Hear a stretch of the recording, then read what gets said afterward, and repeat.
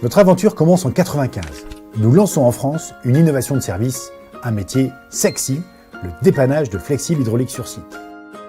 Notre rêve, un réseau national de véhicules d'intervention pouvant assurer le dépannage de machines. On arrive dans l'heure, on dépanne dans l'heure. 12 ans de croissance effrénée. En 2007, nous avons dépassé les 300 personnes. C'est de la folie, la vie est belle. Petit à petit, de nouvelles entités apparaissent et le groupe Innovon naît. À ce moment-là, nous sommes un peu comme un porte-avions. Nous sommes 8 fois plus gros que notre premier confrère. Et cette année-là, nous réaliserons 100 000 interventions. Nous sommes fiers, mais ça ne va pas durer. La crise de 2009 arrive et nous balaye. Moins 34% de chiffre d'affaires. C'est le drame. Il faut sauver l'entreprise et nous sommes obligés de nous séparer de nombreuses personnes. C'est terrible. On se réveille avec une gueule de bois qui n'arrive pas à passer. Plus jamais ça. Mais que faire? Jean-François Zobrist et Isaac Getz vont changer notre vision d'entreprise.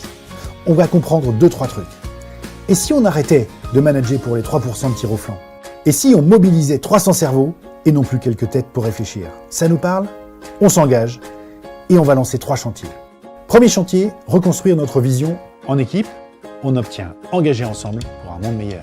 Les règles du jeu sont définies autour de 4 valeurs. La performance par le bonheur, cultiver l'amour du client, équipe respectueuse et responsable, ouverture d'esprit et esprit d'ouverture. Le deuxième chantier, enlever les petits cailloux dans les chaussures de nos équipes. Les épines du pied, quoi. Troisième chantier, supprimer les signes de pouvoir.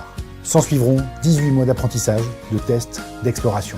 On apprend à lâcher prise, à travailler sur nos égos avec des coachs. Car la plus grande bataille est à faire sur soi. Le 7 janvier 2012, c'est le grand saut. Demain ne sera plus jamais comme hier. L'entreprise renaît et le pouvoir est donné aux équipes. Bye bye le porte-avions et bienvenue à notre armada de speedboat. Les équipes cooptent leur capitaine, et oui, il faut bien un capitaine sur un bateau. On transfère le pouvoir de décision.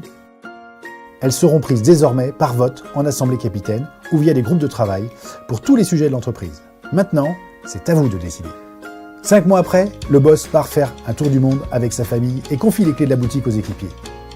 Durant ce voyage, un groupe de travail décide de refondre la rémunération variable, basée sur un dispositif de partage de la valeur créée.